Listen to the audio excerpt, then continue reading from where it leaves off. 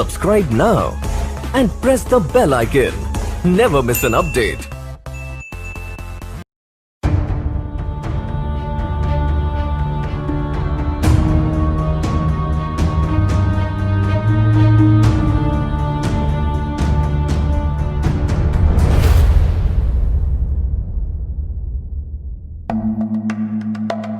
Sunday সাসপেন্সে আমরা বিভিন্ন ধরনের সাসপেন্সের গল্প প্রচার করে থাকি। ভূত, গোয়েন্দা, অলৌকিক ইত্যাদি। ভূতের গল্পে অনেক সময় আমরা দেখেছি সেখানে ব্ল্যাক ম্যাজিক, দেবদেবী, ঝাড়ফুঁক, তন্ত্রমন্ত্র ইত্যাদির উল্লেখ থাকে। গল্পের লেখক রোমাঞ্চকর আবহাওয়া বা প্লট তৈরির খাতিরেই এগুলো ব্যবহার করে থাকেন, কোনো রকম কুসংস্কার বা অযৌক্তিক ভীতিকে প্রশ্রয় দেবার জন্য নয়। আমরা আশা করব সানডে সাসপেন্সের শ্রোতারাও সংস্কার মুক্ত হয়ে খোলা মনে গল্প শোনার আনন্দেই এই গল্পগুলি গ্রহণ করবেন। মদ্যপান, ধূমপান ও মাদক সেবন স্বাস্থ্যের পক্ষে ক্ষতিকর। বাংলা সাহিত্যের রোমাঞ্চকর কিছু গল্প দিয়ে সাজানো আমাদের এই বিশেষ নিবেদন সানডে সাসপেন্স। আজ আপনার জন্য নিত্যানন্দ খাঁয়ের লেখা আয়না। নিত্যানন্দ খাঁয়ের জন্ম 1988 সালে নদিয়া জেলায়। বেনারস হিন্দু ইউনিভার্সিটি থেকে বাংলায় মাস্টার্স করার পর গবেষণা করছেন রামকৃষ্ণ মিশন ইনস্টিটিউট অফ কালচারে। তাঁর লেখা দুটি গল্প ইতিমধ্যে পত্রভারতী থেকে প্রকাশিত হয়েছে। আজকের গল্প পাঠে মীর, গল্পের সূত্রধার আমি অগ্নি। শুরু হচ্ছে আয়না।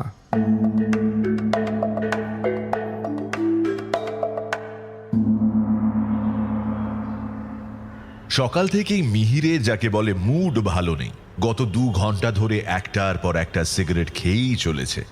এই মুড ভালো না থাকার কারণ প্রথমত, গত সপ্তাহে তার উপন্যাসের যে পাণ্ডুলিপিটা প্রকাশকের অফিসে দিয়ে এসেছিল, আজ সকালেই প্রকাশক প্রাণতোষ মিত্র ফোন করে বললেন যে তিনি নাকি সেটা হাতেই পাননি। পাণ্ডুলিপি এখন আর ঠিক বলা যায় না, কারণ লেখালেখির কাজটা মিহির তার কম্পিউটারেই করে। সেখান থেকেই তার নতুন উপন্যাসের একটা কপি মিহির ঠিক সময় মতোই প্রকাশকের অফিসে দিয়ে এসেছে। যদিও সেটা প্রকাশকের হাতে হাতে দেওয়া হয়নি, দিয়েছিল অফিসেরই আরেকজন কর্মচারী বিজন বাবুর হাতে, একটা বড় সাইজের অনভেলপে। অনভেলপের ওপরে মিহির নিজের নাম পর্যন্ত লিখে দিয়েছিল।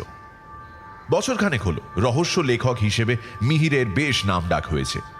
আগে সংবাদপত্রের অফিসে চাকরি করত, তবে কিছুদিন হলো সে চাকরিতে ইস্তফা দিয়ে পুরোপুরি লেখায় মনোনিবেশ করেছে। তার বইয়ের কাটতি যে ভালোই, সে কথা বলা বাহুল্য। এই মফস্বল শহরে একাই একটা ফ্ল্যাট নিয়ে এসে থাকে। আত্মীয় স্বজন বলতে সেরকম কেউ নেই। একটা কাজের লোক আছে, মহিন, সারাদিন কাজ করে, রাতের দিকে চলে যায়। লেখক হিসেবে মিহিরের সবচেয়ে বড় গুণ হলো সে নির্দিষ্ট সময়ের মধ্যে প্রকাশকের তাগাদা ছাড়াই লেখা জমা করে দেয়। এটা একদিক থেকে তার কাছে একটা বেশ গর্বের বিষয়ও বটে। তাই স্বাভাবিকভাবেই প্রাণতোষ বাবুর কথায় আজ সে মনে মনে একটু যেন অপমানিত হয়েছে। যদিও সে ভদ্রলোকের সঙ্গে মিহিরের সম্পর্ক বেশ ভালো, তাছাড়া আজকেও তিনি পাণ্ডুলিপি হাতে না পাওয়ার কথাটা সাধারণভাবেই বলেছিলেন। তবু মিহিরের মনে এই সাধারণভাবে বলা কথাটাও কোথাও গিয়ে যেন আঘাত করছে। যদিও মিহির আন্দাজ করেছে যে নিশ্চয়ই বিজন বাবুই হয়তো অসাবধানতাবশত কপিটা কোথাও হারিয়ে ফেলেছেন, এখন উপায় না পেয়ে তার উপর দোষ চাপিয়ে দিচ্ছেন। সে না হয় আরেক কপি প্রিন্ট আউট করে দেওয়া যাবে, কিন্তু নিজেকে বাঁচাতে তিনিই বা মিথ্যে কথা বলবেন কেন? এই কথা ভেবে বিজন বাবুর প্রতি মিহিরের খুব রাগ হলো। সে ঠিক করে নিল উপন্যাসের কপিটা প্রকাশককে দিতে গিয়ে বিজন বাবুকেও বেশ করে 2-4 কথা শুনিয়ে আসবে। এদিকে হয়েছে আর এক সমস্যা, মহিন আজ 3 দিন হলো আসছে না। তাই মিহিরকে ঘরের অন্যান্য কাজকর্ম ছাড়াও হাত পুড়িয়ে রান্না করে খেতে হচ্ছে। ফলে লেখালেখি এবং পড়াশোনার যে ক্ষতি হচ্ছে, তার জেরেই মিহিরের মেজাজটা প্রথম থেকেই খুব একটা ভালো ছিল না। না, এবার সে ভেবে নিয়েছে ওই মহিনকে আর রাখা যাবে না, কিছুতেই না। আগেও অনেকবার এরকম করেছে সে, কিন্তু আর তো সহ্য করা যায় না। এইসব চিন্তা মাথায় চলছে, হঠাৎ ঘড়ির দিকে চোখ পড়তে মিহির দেখল 10টা বাজে। আজ যদিও তেমন কোনো তাড়া নেই, তবু রান্নার ঝামেলা আজ আর সে করতে চাইছে না। কম্পিউটার থেকে উপন্যাসের আরেক কপি প্রিন্ট আউট করে সে সোজা চলে যাবে প্রকাশকের কাছে। তারপর সেখান থেকে কোনো রেস্তোরাঁয় গিয়ে দুপুরের খাওয়াটা সেরে নেবে। রাতে না হয় যা হোক একটা কিছু করে নিলেই হবে। প্রায় 150 পাতার প্রিন্ট আউট, সুতরাং হাতে বেশ কিছুটা সময় আছে। মিহির প্রিন্ট আউট করতে দিয়ে স্নানে যাওয়ার জন্য উঠতে যাবে, ইতিমধ্যে পাশের টেবিলে চার্জে বসানো মোবাইলটা বেজে উঠল। মিহির দেখল ইন্দ্র ফোন করেছে। এই ইন্দ্র হলো একটি অ্যান্টিক শপের মালিক এবং মিহিরের ঘনিষ্ঠ বন্ধু। তার দোকানে নতুন কিছু আসলেই অন্তত দেখার জন্য মিহিরকে সে ফোন করে যেতে বলে। মিহিরেরও এইসব ব্যাপারে খুব উৎসাহ, সুতরাং মোবাইলের স্ক্রিনে ইন্দ্রর নামটা ভেসে উঠতেই একটু যেন তাড়াহুড়ো করে মিহির মোবাইলটা চার্জার থেকে খুলে রিসিভ করতে গেল। আর ঠিক তখনই চার্জারে তারের সঙ্গে বেঁধে তার ঘরের একমাত্র ছোট আয়নাটা নিচে পড়ে দুটুকরো। যাক, তাহলে কাজ আরও একটু বাড়ল। প্রথমে প্রকাশকের অফিস, তারপর ইন্দ্রর অ্যান্টিক শপ, তারপর দুপুরের লাঞ্চ সেরে সব শেষে একটা আয়না কিনে বাড়ি। বেশ, তাই হোক। প্রকাশকের অফিস থেকে বেরোতে গিয়ে মিহির হাতঘড়িতে সময় দেখল 1:45 বাজে। এসেছিল 12:30টায়। প্রাণতোষবাবুর হাতে কপিটা তুলে দিয়ে মিহির বিজনবাবু সম্পর্কে জিজ্ঞাসা করতে তিনি বললেন যে বিজনবাবু নাকি 2 দিন হলো অসুস্থ, এখন ছুটিতে আছেন। ফলে ভিতরে চাপা রাগ ভিতরেই রয়ে গেল। প্রাণতোষবাবু ভদ্রলোক, বেশ আড্ডাবাজ। মিহিরের সঙ্গে তাঁর বয়সের পার্থক্য হলেও সময় অসময়ে 2-4টে খোশ গল্প করতে তিনি পিছপা হন না। আজও হলো তাই। সেই কারণেই বোধহয় বিজনবাবুর প্রতি মিহিরের রাগটা অনেকখানি পড়ে গেল। এরপর সিঙাড়া সহযোগে 2 বার চা খেয়ে এবং প্রকাশকদের ব্যবসা কতটা লোকসানজনক সেই বিষয়ে ঘণ্টাখানেক আড্ডা মেরে মিহির যখন প্রাণতোষবাবুর কাছ থেকে ছাড়া পেল, তখন দুপুরের খাওয়ার সময় হয়ে গিয়েছে। কাছাকাছি একটা রেস্তোরাঁ থেকে দুপুরের খাওয়া সেরে নিয়ে মিহির সেখান থেকে ট্যাক্সি করে সোজা ইন্দ্রর দোকানের দিকে রওনা দিল। রাস্তায় ট্রাফিক জ্যাম হওয়ার ফলে 40 মিনিটের পথ যেতে সময় লাগলো প্রায় 2 ঘন্টা। ইন্দ্রর দোকানটা ঠিক রাস্তার উপরে নয়, বড় রাস্তা থেকে একটু গলির ভিতরে, তা প্রায় 10 মিনিটের পায়ে হাঁটা পথ। ফলে মিহির যখন ইন্দ্রর দোকানে গিয়ে পৌঁছলো তখন বিকেল হয়ে গিয়েছে। আজ আর বেশিক্ষণ থাকা যাবে না, আবার বাড়িও তো ফিরতে হবে। এই ভেবে মিহির ইন্দ্রকে বলল, শোন, আজ কিন্তু বেশি দেরি করব না। আরে ঠিক আছে, একা মানুষ, এমন তো নয় যে বাড়িতে তোর জন্য কেউ অপেক্ষা করছে। এত তাড়া কিসের? দেখ ভাই, 40 মিনিটের পথ 2 ঘন্টা ধরে এসেছি, আবার যেতে 2 ঘন্টা, এরপর আবার ট্রেন ধরে বাড়ি। তুই কি চাস মাঝরাতে গিয়ে বাড়ি পৌঁছই? ও নিয়ে তুই ভাবিস না, তোকে ট্যাক্সি করতে হবে না।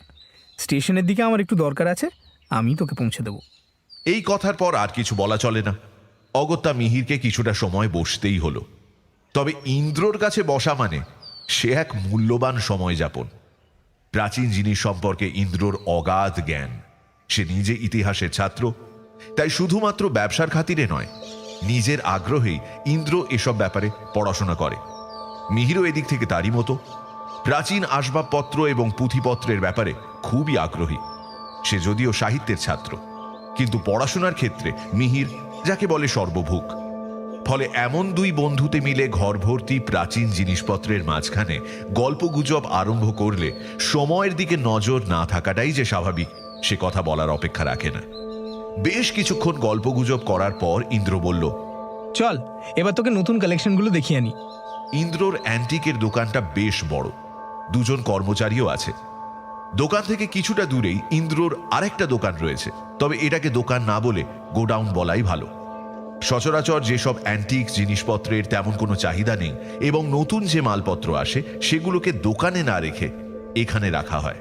দোকানের দেখাশোনার ভার কর্মচারীদের উপর দিয়ে ইন্দ্র মিহিরকে তার এই অ্যান্টিক শপের গোডাউনে নিয়ে এলো।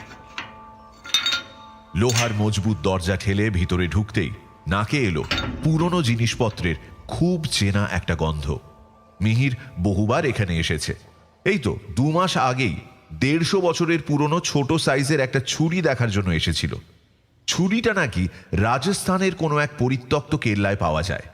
শুধু ছুরি কেন, প্রাচীন আসবাবপত্র, টাকা পয়সা, সাজগোজের জিনিসপত্র, পুঁথি ইত্যাদি আরো বহু কিছু দেখার জন্য মিহির আগেও অনেকবার এই ঘরে এসেছে। এই ঘরের কোথায় কোন জিনিস রাখা আছে তা এখন মিহিরের প্রায় মুখস্থ। নতুন জিনিসপত্রের মধ্যে ছিল 2টো রাজস্থানী গয়নার বাক্স, একটা ব্রোঞ্জের লক্ষ্মী মূর্তি, একটা নবাবী আমলের গড়গড়া, একটা কম্পাস আর একটা ট্যাঙ্ক ঘড়ি। এক ওই রাজস্থানী গয়নার বাক্স ছাড়া বাদবাকি জিনিসগুলোর বয়স 200 বছরের কম নয়। জিনিসগুলো দেখা শেষ হলে মিহিরের চোখ পড়ল ঘরের দেয়ালে টাঙিয়ে রাখা মাঝারি মাপের একটা আয়নার দিকে। অদ্ভুত ধরনের নকশা করা কাঠের ফ্রেমে বাঁধানো। সেই নকশাটার দিকেই প্রথমে আকৃষ্ট হয়ে মিহির আয়নাটার দিকে এগিয়ে গেল। কাছে যেতে আয়নার ফ্রেমের নকশাটা আরো স্পষ্টভাবে ফুটে উঠল। সচরাচর ফার্নিচারের দোকানে যে ধরনের ফ্রেমের নকশা দেখা যায় এটা ঠিক সেরকম নয়। তাছাড়া আয়নার কাজটাও যেন অন্য রকম। অন্তত মিহির যেখানে দাঁড়িয়ে সেখান থেকে তার মনে হলো যেন আয়নাটায় কাচের বদলে রয়েছে একটা জলের স্তর। মাঝে মাঝে সেখানে যেন ঢেউ খেলছে। মিহির আরো কাছ থেকে দেখার জন্য নিঃশব্দে আয়নাটার দিকে এগিয়ে গেল। ইন্দ্র তাকে এতক্ষণ লক্ষ্য করেনি। সে নতুন আসা জিনিসপত্রগুলো গুছিয়ে রাখছিল। মিহিরের দিকে চোখ পড়তেই সে বলল, এই দেখ, আয়নাটা তোকে দেখাতেই ভুলে গেছি। ইন্দ্রর কথায় মিহির একটু চমকে উঠল। আসলে এক মনে আয়নাটার দিকে তাকিয়ে থাকতে থাকতে সে যেন কি একটা অনুভব করছিল। মিহিরের কথায় সেই ঘোর হঠাৎ কেটে গেল। গত রোববার এক অ্যাংলো ইন্ডিয়ান ভদ্রলোক আমায় ফোন করেন। তার নাম অ্যাডাম ক্রিমসন। আসলে সপ্তাহ দুয়েক আগে আমি আমার দোকানের একটা বিজ্ঞাপন পেপারে দিয়েছিলাম। সেখানে আমার ফোন নাম্বারটাও দেওয়া ছিল। ভদ্রলোক সেই বিজ্ঞাপন দেখেই আমায় ফোন করেন এবং এই আয়নার কথা বলেন। সব কথা শুনে আমি তাকে সোম থেকে শনি এর মধ্যে যে কোনো একটা দিন আসতে বলি। কিন্তু ভদ্রলোক রাজি হলেন না। বললেন শুধু এই আয়নাটা দিলেই হবে না, এর সঙ্গে নাকি এক অদ্ভুত ইতিহাস জড়িয়ে আছে এবং সেই ইতিহাস তিনি আমাকে বলতে চান। সে কথা আবার দোকানে বলা যাবে না। তাছাড়া বার্ধক্যজনিত কারণে তিনি বেশি হাঁটাচলাও করতে পারেন না। অতএব আমি যদি সত্যি আয়নাটা নিতে চাই তাহলে যেন তার বাড়ি গিয়ে নিয়ে আসি। আমি আর কথা না বাড়িয়ে রাজি হয়ে গেলাম। ফোনে তার কাছে তার বাড়ির ঠিকানা নিয়ে সেদিন বিকেলেই বেরিয়ে পড়ি। গাড়ি করে আমার এখান থেকে 2 ঘন্টার রাস্তা। গিয়ে যখন পৌঁছলাম তখন 5টা বাজে। কলিং বেল শুনে মাঝবয়সী একটা ছেলে দরজা খুলল। আমার পরিচয় পেয়ে বলল, আমার সঙ্গে আসুন স্যার, আপনার জন্যই অপেক্ষা করছেন। এই বলে সে আমায় বাড়ির ভেতরে নিয়ে গেল। ভদ্রলোকের বাড়িটা বাইরে থেকে দেখতে হাল আমলের ছিমছাম আধুনিক বাড়ির মতো, কিন্তু বাড়ির ভেতরে ঢুকে মনে হলো যেন ভিক্টোরিয়ান যুগের কোনো বনেদি ইংরেজি বাড়িতে এসে পড়েছি। চারপাশের আসবাবপত্র, দেওয়ালের পেইন্টিং, ঘরের এক কোণে রাখা পিয়ানো, সবকিছুর মধ্যে একটা স্পষ্ট আভিজাত্যের ছাপ। ভদ্রলোক যদিও তার আয়নার কথা বলেছিলেন, কিন্তু তার ঘরের চারপাশে যেসব জিনিসপত্র ছড়িয়ে ছিটিয়ে রয়েছে তা সবই অ্যান্টিক। সত্যি কথা বলতে এবার আমার নিজেরই একটু সংকোচ হচ্ছিল। জানি না ভদ্রলোক আয়নাটা কত টাকায় দিতে রাজি হবেন। এদিকে আমি তো সঙ্গে করে 1000 বেশি আনিইনি। যাই হোক, সেই ছেলেটাকে অনুসরণ করে বাড়ির ভেতরে টানা প্যাসেজ দিয়ে ঢুকে ডান দিকে একটা ঘরের বন্ধ দরজার সামনে এলাম। স্যার ভিতরে আছেন, কাইন্ডলি একবার নক করে নেবেন। হ্যাঁ, আসতে পারি? দরজা ঠেলে আমি ভেতরে ঢুকলাম। এটাই হয়তো ভদ্রলোকের স্টাডি। ঘরের দেওয়াল জুড়ে বুকশেলফ, একপাশে একটা ভিক্টোরিয়ান পেডেস্টাল ডেস্ক এবং ঠিক তার বিপরীতে বসে রয়েছেন এই বাড়ির মালিক।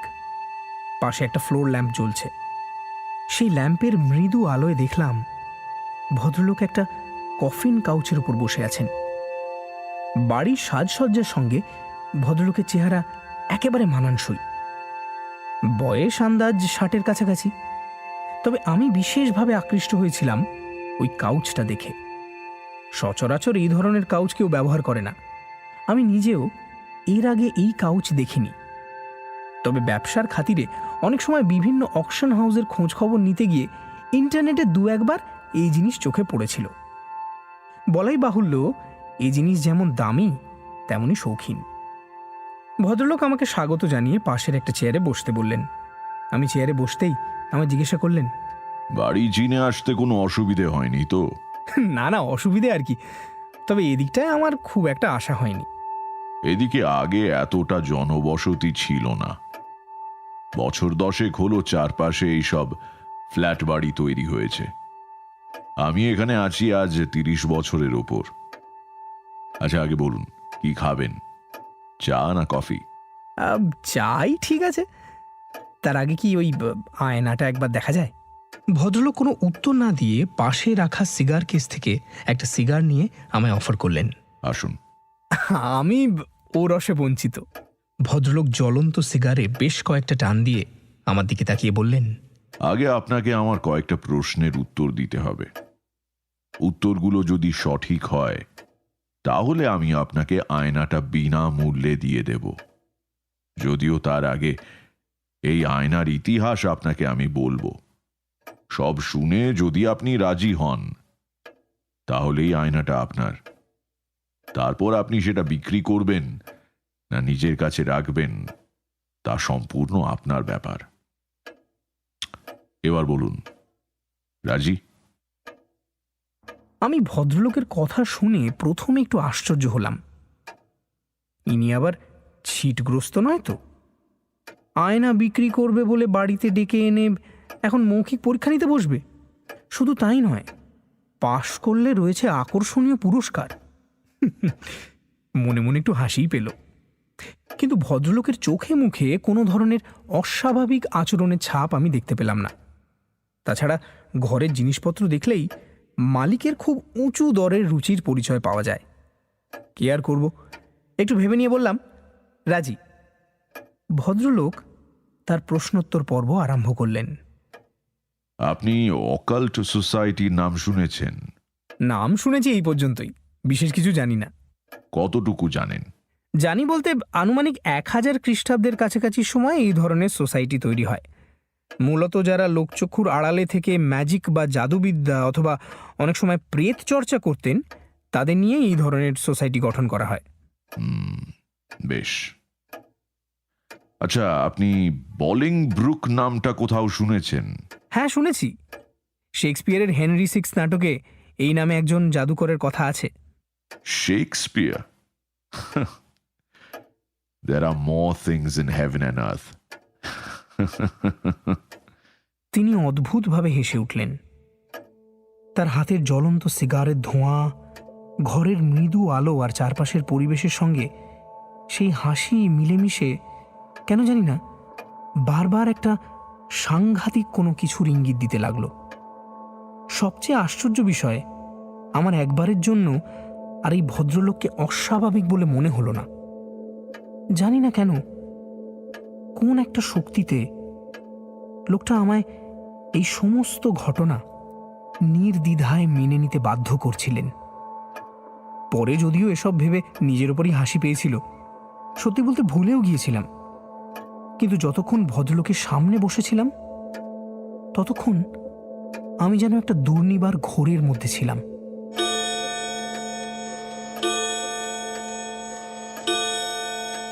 ইন্দ্রর গোডাউনে রাখা একটা দেয়াল ঘড়িতে ঢং ঢং আওয়াজে হঠাৎ মিহির আর ইন্দ্র দুজনেরই চমক ভাঙল।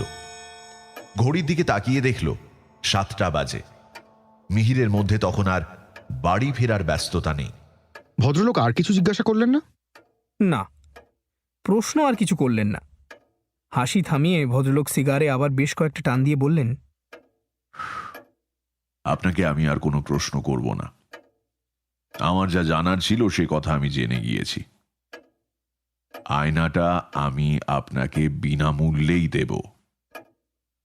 তবে ওটার ইতিহাস শোনার পর আপনি নেবেন কিনা সেটাই এখন প্রশ্ন। ঠিক আছে, আগে শুনি না। বেশ, শুনুন তবে। আপনাকে যার নাম জিজ্ঞাসা করলাম, অর্থাৎ সেই বলিংব্রুক, তার পুরো নাম হল রজার বলিংব্রুক। এই বলিংব্রুক ছিলেন 15 শতাব্দীর ইংল্যান্ডের একজন নামকরা পুরোহিত, জ্যোতির্বিদ এবং জ্যোতিষী। এক কথায় একজন বড় মাপের স্কলার। রাজপরিবারের সঙ্গেও তার বেশ ঘনিষ্ঠতা ছিল। কিন্তু এসবের ঊর্ধ্বে তার অপর একটি প্রচ্ছন্ন পরিচয়ও ছিল, যে পরিচয় শেষ পর্যন্ত তার কাল হয়ে দাঁড়ায়। যদিও তার এই পরিচয় ইতিহাসে পাওয়া যায় না। আমি কিভাবে জানলাম সেটা ক্রমশ বুঝতে পারবেন। যাই হোক, এই বলিংব্রুক ছিলেন একজন নেক্রোম্যান্সার, অর্থাৎ তথাকথিত তান্ত্রিক বা প্রেত সাধক। এর একমাত্র শিষ্য ছিলেন আমন। এই আমন গুরু বলিংব্রুকের সমস্ত বিদ্যাই আয়ত্ত করেছিলেন। বলিংব্রুকের জীবন কাহিনীতে তার এই শিষ্যের ভূমিকা খুবই গুরুত্বপূর্ণ। 1440 সালের একটি ঘটনা বলিংব্রুকের জীবনে মর্মান্তিক পরিণতি ডেকে আনে। তাঁরই এক পুরোহিত বন্ধু টমাস সাউথওয়েল গোপনে তৎকালীন ইংল্যান্ডের রাজা হেনরি দ্য সিক্সথের একটি কোষ্ঠী তৈরি করেন। এই কোষ্ঠীতে রাজা হেনরি দ্য সিক্সথের মৃত্যুর কথা উল্লেখ করা ছিল। ঘটনাচক্রে এই কোষ্ঠীর কথা রাজার কানে গিয়ে পৌঁছয়। রাজা হেনরি দ্য সিক্সথ বলিংব্রুক এবং সাউথওয়েল সহ আরো কিছু পুরোহিতকে তার বিরুদ্ধে মৃত্যুর ষড়যন্ত্র করার অপরাধে মৃত্যুদণ্ড দেন।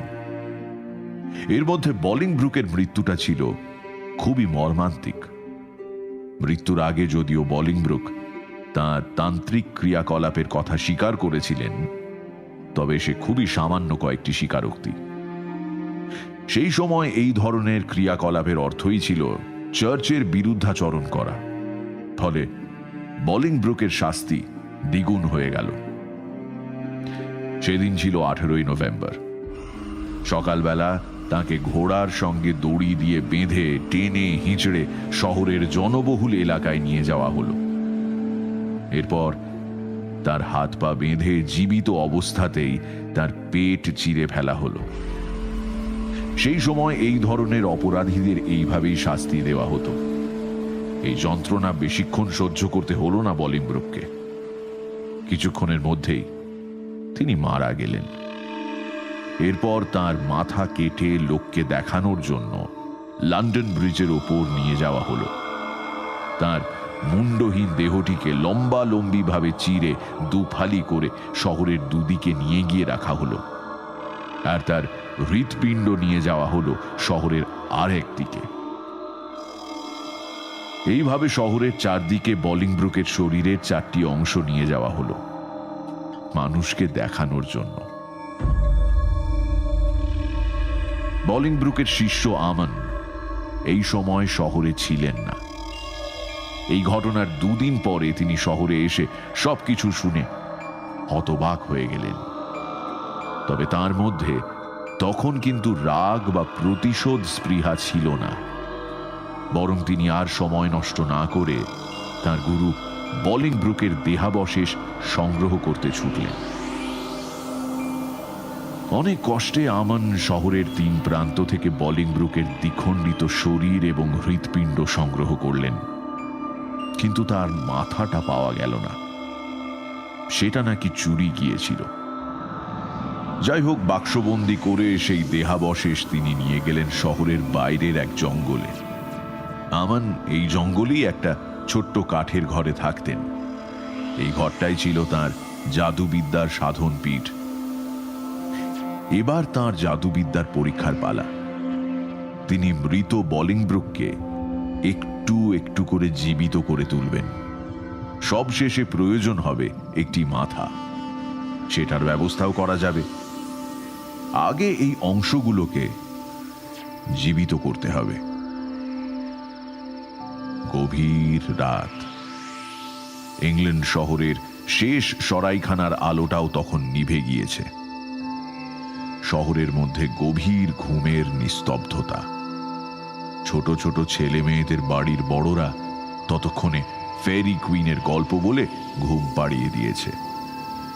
শহরের শেষ মাথায় বেশিরভাগ খামার চাষিদের বাড়িঘর। সেখান থেকে জঙ্গলের দূরত্ব বেশি নয়। তবে এই জঙ্গলে দিনের বেলাতেও কেউ ঢুকতে সাহস পায় না। আজ পর্যন্ত যারা জঙ্গলে গিয়েছে কেউ আর ফিরে আসেনি। কেউ সঠিক জানেও না যে জঙ্গলে কোন বিভীষিকা রয়েছে। এই জঙ্গলেই আমনের ঘর। সে এই রাতেই তার জাদুবিদ্যা দিয়ে বলিংব্রুকের দেহাবশেষে প্রাণ প্রতিষ্ঠা করবে। ঘরের মধ্যে মোমের আলো জ্বলছে, সামনে তন্ত্রপাচার সাজানো, একপাশে বলিংব্রুকের দেহাবশেষের বাক্সগুলো মুখ খোলা অবস্থায় রাখা। সেই পচা গলা দেহাবশেষের ওপর বড় বড় মাছি ভনভন করছে। বিকট মাংস পচা গন্ধে সারা ঘর ভরে গিয়েছে। সেই বাক্সগুলোর দিকে মুখ করে বসে আমান মন্ত্রোচ্চারণ করছে। এইভাবে একের পর এক তান্ত্রিক ক্রিয়া করতে করতে রাত্রি শেষ প্রহরে হঠাৎ আমানের মনে হলো যেন দূর থেকে জঙ্গলের ডালপালা ভেঙে প্রচন্ড বেগে ঝোড়ো হাওয়া তার ঘরের দিকে এগিয়ে আসছে।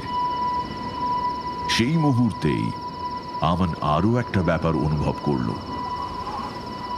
এতক্ষণ শুধুমাত্র দেহাবশেষের উপর মাছি উড়ছিল, এখন যেন গোটা ঘরময় মাছি উড়ে বেড়াচ্ছে, আর তারই সঙ্গে পাল্লা দিয়ে বেড়েছে সেই মাংস পচা গন্ধ। আমার মনে মনে একটু শঙ্কিত হলো। এই তান্ত্রিক ক্রিয়ায় তো এমনটা হওয়ার কথা নয়, তাহলে কি? তার এই কথা ভাবতে ভাবতে সেই ঝোড়ো হাওয়া তার ঘরের দরজা ঠেলে ভেতরে ঢুকে পড়ল। আমান তখনও সেইভাবেই বসে রয়েছে। সে ইতিমধ্যে ঘটনাটা আন্দাজ করতে পেরে কিছুটা যেন ভয় এবং আতঙ্কে কুঁকড়ে গিয়েছে। বলিংব্রুক মরবার সময় নিজের আত্মা নিশ্চয়ই শয়তানকে দান করেছিলেন, ফলে তার আত্মা এখন শয়তানের দাস হয়ে পিশাচ জনিতে ঘুরে বেড়াচ্ছে। তার এখন একটা শরীর চাই, যার মধ্যে তিনি আবার জেগে উঠবেন। আমান দেখল সেই হাওয়া কাঠের বাক্সের মধ্যে থেকে দ্বিখণ্ডিত দেহ এবং হৃৎপিণ্ডের পচা গলা অবশেষ শূন্যে ঘোরাতে লাগলো এবং ক্রমে একটু একটু করে একে অপরের সঙ্গে জোড়া লাগিয়ে দিল। দেহের বিভিন্ন জায়গায় যেখানে মাংস খসে পড়েছিল সেখানে নতুন মাংস গজিয়ে উঠল। বলিংব্রুকের মুন্ডহীন শরীরে প্রাণ ফিরে এলো, কিন্তু প্রাণ ফিরে আসতেই সেই দেহ যেন অসহ্য যন্ত্রণায় ছটফট করতে আরম্ভ করলো। আমানের চোখের সামনে একটা মুন্ডহীন দেহ ঘরময় দাপিয়ে বেড়াচ্ছে, কি যেন খুঁজছে। তার মাথা না থাকলেও কোনো এক আশ্চর্য শক্তিতে সে সবকিছু বুঝতে পারছে। কিন্তু এবার যে ঘটনাটা ঘটল তা আমানকে ভেতর থেকে নাড়িয়ে দিল। আমান এই তান্ত্রিক ক্রিয়ায় বসার আগেই নিজেকে মন্ত্র শক্তিতে সুরক্ষিত করে নিয়েছিল, ফলে তার কোনো ধরনের ক্ষতির আশঙ্কা ছিল না। কিন্তু যে দৃশ্য সে চোখের সামনে দেখল তা যেন তার সাহসের শেষ নির্যাসটুকু নিংড়ে নিয়ে তাকে ছিবড়ে করে সেই জায়গায় বসিয়ে রাখল। আমান দেখল এতক্ষণ যে মাছিগুলো ঘরময় উড়ে বেড়াচ্ছিল সেগুলোই ঘরের এক কোণায় গিয়ে একে একে জমা হলো। তারপর সেই মাছিগুলো মানুষের আকৃতি ধারণ করলো। ঠিক মানুষ নয়, শরীরটা মানুষের, আর মুখটা অনেকটা ছাগলের মতো। শিং দুটো উঁচু হয়ে উঠে মাথার পিছন দিকে বেঁকে গিয়েছে। পিঠের দুদিকে বাদুড়ের মতো একজোড়া ডানা।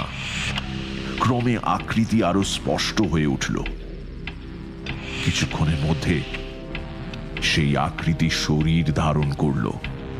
মাছিগুলো তখন আর নেই। আমান এক দৃষ্টিতে তার দিকে তাকিয়ে রয়েছে। বাফোমেট বাফোমেট বলতে বলতে আমানের সারা শরীর কেঁপে উঠল। বাফোমেট শয়তানের অপর নাম। সে নিজে এসেছে। আমান কিন্তু শুধুমাত্র বলিংব্রুকের আত্মাকেই আহ্বান করেছিল, কিন্তু তিনি যেহেতু শয়তানের কাছে নিজের আত্মাকে বিক্রি করেছেন তাই তার আত্মার সঙ্গে সঙ্গে আত্মার বর্তমান মালিক স্বয়ং শয়তানও এসে পড়েছে। শয়তান দেহ ধারণ করার পর বলিংব্রুকের মুন্ডহীন দেহ স্থির হয়ে তার দিকে ফিরে দাঁড়ালো। বাফোমেট তার ডান হাতের তর্জনী আমানের দিকে তুলে ধরতেই বলিংব্রুকের দেহটা আস্তে আস্তে আমানের দিকে এগিয়ে আসতে লাগলো। আমান বুঝতে পারল শয়তানের নির্দেশে বলিংব্রুকের প্রেতাত্মা আমানকে হত্যা করে তার মাথা কেটে নেবে। তারপর সেই মাথা নিজের ধড়ে বসিয়ে শয়তানের দাস বলিংব্রুক আবার জেগে উঠবে। না, এ হতে দেওয়া যাবে না। এই কথা মুহূর্তের মধ্যে আমান ভেবে নিয়ে একটা দুঃসাহসী কাজ করে বসলো। যদিও এই কাজ সে এর আগে কখনো করেনি। শয়তানের সামনে তো নয়। আমান যে মন্ত্রে বলিংব্রুকের আত্মাকে আহ্বান করেছিল ঠিক সেই মন্ত্রই উল্টোভাবে উচ্চারণ করতে আরম্ভ করল। ফলে তার খুব কাছাকাছি এসে বলিংব্রুকের মুন্ডহীন দেহটা আর আমানের দিকে এগোতে পারল না, সেখানেই দাঁড়িয়ে থাকল। বাফোমেট দাঁড়িয়ে এক দৃষ্টিতে আমানের দিকে তাকিয়ে রয়েছে। আমানের ভয় এতক্ষণে অনেকটা কেটে গিয়েছে। সে জানে বলিংব্রুকের প্রেতাত্মা এখন আর তার ক্ষতি করতে পারবে না, শয়তানও পারবে না। এবার শয়তান এক পা করে বলিংব্রুকের মুন্ডহীন দেহের দিকে এগিয়ে গেল এবং মুহূর্তের মধ্যে সেই দেহটাকে দু হাতে ধরে দাঁত দিয়ে ছিঁড়ে ছিঁড়ে খেতে লাগলো। ফিনকি দিয়ে তার দেহ থেকে রক্ত ছড়িয়ে পড়ল আমানের সারা ঘরে। বলিংব্রুকের সেই মুন্ডহীন দেহের ছটফটানি দেখে আমান তার যন্ত্রণার কথা বুঝতে পারল। আমান বুঝেছে বাফোমেট তার দাস বলিংব্রুকের মুন্ডহীন দেহকে আর এখানে রাখবে না। বলিংব্রুকের প্রেতকে মানুষের দেহে সম্পূর্ণভাবে জাগিয়ে তুলতে না পেরে রাগে প্রতিহিংসায় বাফোমেট তার দাস বলিংব্রুকের দেহকে খেয়ে ফেলছে। এবার বলিংব্রুককে জাগানোর জন্য অন্য একটা মানুষের দেহ প্রয়োজন। কে সেই মানুষ? তবে কি আমান নিজেই? এই কথা ভাবতে ভাবতে আমান দেখল কিছুক্ষণের মধ্যেই বাফোমেট সম্পূর্ণ দেহটাকে খেয়ে ফেলেছে। তার চোখগুলো রক্তের মতো লাল, সেখানে যেন নরকের আগুন জ্বলছে। আবার শয়তান আমানের দিকে তর্জনী তুলেছে। কিছুক্ষণের জন্য চারিদিক নিস্তব্ধ। তারপর শয়তান সেই অবস্থাতেই বিকট একটা চিৎকার করে উঠল। সেই চিৎকারের সঙ্গে সঙ্গে জঙ্গল থেকে বুনো নেকড়ের দল একসঙ্গে ডেকে উঠল। এরপরই আগের মতো সেই ঝোড়ো হাওয়া হয়ে শয়তান জঙ্গলের মধ্যে দিয়ে কোথায় যেন মিলিয়ে গেল।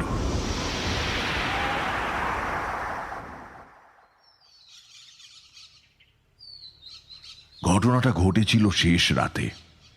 একটু সকাল হতেই আমানের ঘরের দরজা ঠেলে ভেতরে ঢুকলো আরেকটি যুবক। তার নাম টমাস। এই টমাস ছিল আমানের শিষ্য এবং তার তন্ত্র সাধনার অন্যতম সহযোগী। সে ঘরে ঢুকে দেখে আমান অজ্ঞান হয়ে মেঝের উপর পড়ে আছে। আমানেরই শেখানো জাদুবিদ্যা প্রয়োগ করে অনেক চেষ্টার পর টমাস আমানকে স্বাভাবিক অবস্থায় ফিরিয়ে আনে। গত রাতের সমস্ত ঘটনা আমান তাকে সবিস্তারে বলে। আমানের আদেশেই গত রাতে টমাস এখানে ছিল না। এই ক্রিয়াটি আমান নিজেই করতে চেয়েছিল। সবচেয়ে বড় কথা, এই ক্রিয়ায় সহযোগিতা করার জন্য টমাস তখনও তৈরি ছিল না। যাই হোক, টমাসের সেবা শুশ্রূষায় আমান অল্প দিনের মধ্যেই আবার আগের মতো হয়ে উঠল এবং তার এই প্রিয় শিষ্যকে সে তার সমস্ত জাদুবিদ্যা উজাড় করে শেখাতে লাগল। এইভাবে আরো 1 বছর কাটল। টমাস তখন জাদুবিদ্যায় আমানের মতোই দক্ষ হয়ে উঠেছে। একদিন টমাসকে কাছে ডেকে আমান বলল, দেখো, আমি তোমায় এই যে 1 বছর ধরে আমার সমস্ত জাদুবিদ্যা শিখিয়েছি, তার পেছনে আমার একটা উদ্দেশ্য আছে। গত বছর সেই ঘটনার পর আমি বেশ বুঝতে পেরেছিলাম যে শয়তান যে কোনোভাবেই হোক না কেন আমার আত্মাকে নরকে নিয়ে যাবে। তাই সেদিন যে কাজটা অসম্পূর্ণ থেকে গিয়েছিল সেই কাজই তোমাকে সম্পূর্ণ করতে হবে। আপনি কোন কাজের কথা বলছেন? আমার গুরু বলিংব্রুকের আত্মাকে মুক্ত করতে হবে। তা যদি নাও হয়, অন্তত তাকে এখানেই, এই পৃথিবীতেই ধরে রাখতে হবে। তারপর উপযুক্ত সময় বুঝে তাকে শয়তানের কবল থেকে মুক্ত করতে হবে। কিন্তু গতবার আমি নিজেই বুঝতে পারিনি যে এইরকম একটা পরিস্থিতির মুখোমুখি হতে হবে, কিন্তু এবার আমি প্রস্তুত। বেশ, তাই হবে। আবার সেই রাত ফিরে এলো, গতবারের মতো। আবার সেই একই উদ্দেশ্যে। আমান তান্ত্রিক ক্রিয়ার জন্য প্রস্তুত। এইবার তার সঙ্গী হিসেবে রয়েছে টমাস। তাকে সবকিছু আগে থেকেই বুঝিয়ে দিয়েছে আমান। সারা রাত ধরে চলল তন্ত্রক্রিয়ার বিভিন্ন অনুষ্ঠান। শেষ রাতে আমান আবার বলিংব্রুকের আত্মাকে আহ্বান করল। আবার সেই ঝড়, সেই দূর থেকে গাছপালা ভেঙে চুড়ে নিয়ে আসার শব্দ। কিন্তু এবার একটা ঘটনা ঘটল। সেই ঝোড়ো হাওয়া এবার আর আমানের ঘরের মধ্যে ঢুকতে পারল না, কারণ বাইরে আমানের যোগ্য শিষ্য টমাস নিজের তন্ত্র শক্তিতে শয়তানকে বাধা দিচ্ছে। ওদিকে ঘর থেকে আমান প্রাণপণে শুধুমাত্র বলিংব্রুকের আত্মাকে আহ্বান করে যাচ্ছে। কিছুক্ষণের মধ্যেই শয়তানের সেই প্রাণঘাতী চিৎকার শোনা গেল। আমান বুঝতে পেরেছিল যে টমাস হয়তো বেশিক্ষণ আর শয়তানকে বাধা দিতে পারবে না। এবার আমান তার শেষ রাস্তাটা বেছে নিল। এই তন্ত্র ক্রিয়ায় আত্মার শক্তি দেহের বাইরে 100 গুণ বেড়ে যায়। তাই আমান মন্ত্রোচ্চারণ করতে করতে হাতের কাছে রাখা ছুরি তুলে নিল এবং সজোরে নিজের হৃৎপিণ্ড বরাবর বসিয়ে দিল। কিছুক্ষণের মধ্যেই তার শরীর শান্ত হয়ে গেল। তারপর আমানের আত্মা বলিংব্রুকের আত্মাকে আহ্বান করতে লাগলো। বাইরে ক্রমে শয়তানের শক্তি ক্ষীণ হয়ে এলো। টমাস আরো প্রাণপণে তাকে বাধা দিতে লাগলো। একসময় বাধ্য হয়ে শয়তান হাল ছেড়ে দিল আর বলিংব্রুকের আত্মাকে ছেড়ে দিয়ে আবার ঝোড়ো হাওয়া হয়ে দূরে জঙ্গলের মধ্যে মিলিয়ে গেল।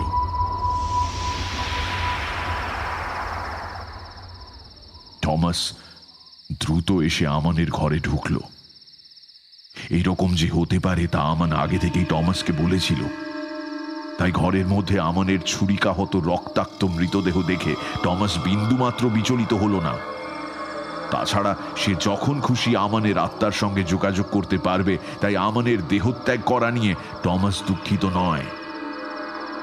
এই ক্রিয়া করার আগে আমান তাকে বলেছিল বলিংব্রুকের আত্মার শক্তিকে সে 3টে কবচের মধ্যে ভাগ করে রাখবে, কিন্তু প্রতি 100 বছর অন্তর তার আত্মার শক্তি জেগে উঠবে। কারণ শয়তান বলিংব্রুকের আত্মা বাধ্য হয়ে ছেড়ে গিয়েছে, কিন্তু বলিংব্রুক এখনো শয়তানের দাস। তাই 100 বছর অন্তর তার শক্তি জেগে উঠে শয়তানের কাছে যেতে চাইবে। তখন তাকে বাধা দিতে হবে। আর এর জন্য চাই বলি, মানুষের বলি। আমান আরো বলেছিল এই 3টে কবচ তার উত্তরাধিকারীর কথা শুনবে। বলিংব্রুকের সমস্ত জাদুবিদ্যা তার সহায়ক হবে। আমান আরো বলেছিল, সবকিছু শেষ হলে টমাস যেন এই আমানের দেহ সমেত তার ঘরটাকে আগুনে পুড়িয়ে দিয়ে আর এই কবচ তিনটে নিয়ে অন্য কোনো সুরক্ষিত জায়গায় চলে যায়। আমানের শেষ নির্দেশ মতো সেই কবচ তিনটে নিয়ে টমাস আমানের মৃতদেহ সমেত তার ঘরে আগুন ধরিয়ে দেয় এবং ভোরের প্রথম আলো ফুটে ওঠার সঙ্গে সঙ্গে ইংল্যান্ড ত্যাগ করে অন্য শহরে চলে যায়।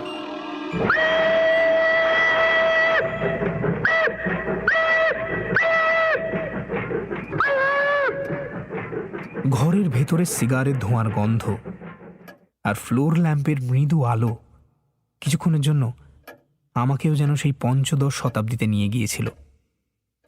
এই সময় অ্যাডাম সাহেব কথা থামিয়ে দিলেন। দরজায় সেই যুবকটি নক করেছে। ভদ্রলোক কামিন বলাতে যুবকটি চায়ের ট্রে হাতে ভেতরে ঢুকল। আমার সামনে রাখা কাচের ছোট্ট টেবিলে আমার জন্য আনা চায়ের কাপ আর স্যান্ডউইচের প্লেট নামিয়ে রেখে সে আবার চলে গেল।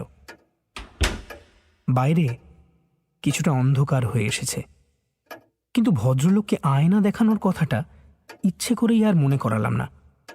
সত্যি বলতে কি, ভদ্রলোকের গল্পের প্রতি আমার যেন বেশ আগ্রহ জন্মে গিয়েছিল।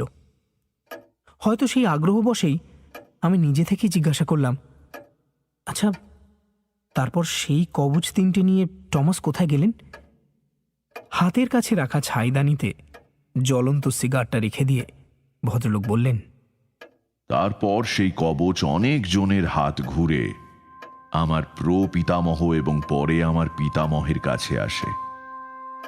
আমার পিতামহ সেই কবচের শক্তিকে তিনটে বস্তুতে নতুন করে প্রতিষ্ঠিত করেন। সেই তিনটে বস্তুর মধ্যে একটি গ্র্যান্ডফাদার ক্লক, যা পিতামহের আপন ভাইয়ের বংশধরদের কাছেই থাকার কথা, একটি বই যা পিতামহের অপর এক ভাইয়ের কাছে ছিল, আর শেষ বস্তুটি হল। এই কথা বলতে বলতে এতক্ষণে ভদ্রলোক তার ঠিক বাঁদিকে দাঁড় করানো একটা বিশাল কাঠের আলমারির দিকে এগিয়ে গিয়েছিলেন। এবার সে আলমারি থেকে লাল টকটকে ভেলভেটের কাপড়ে মোড়া 1 ফুট বাই 1 ফুট মাপের একটা বস্তু বার করে আমার দিকে ঘুরিয়ে বললেন, এই আয়নাটা। বলে এগিয়ে এসে আয়নাটা আমার হাতে দিলেন। কাপড়ের ঢাকনা আলগা করে দেখলাম, খুব সাধারণ একটা আয়না, শুধু কাঠের ফ্রেমটা অসাধারণ নকশা করা। আমি আয়নাটা হাতে নিয়ে কত টাকায় বিক্রি করলে আমার পোষাবে সেই কথাই ভাবছিলাম। তবে আমায় এইরকম নিবিষ্ট মনে আয়নার দিকে তাকিয়ে থাকতে দেখে ভদ্রলোক কি ভাবছিলেন জানি না। তিনি আমায় একটু চাপা গলায় বললেন, এবার বলুন, আপনি কি আয়নাটা নিতে চান? হ্যাঁ হ্যাঁ হ্যাঁ হ্যাঁ, নিশ্চয়ই, যদি আপনার কোনো আপত্তি না থাকে আর কি। বেশ, তাহলে এই আয়না আজ থেকে আপনার।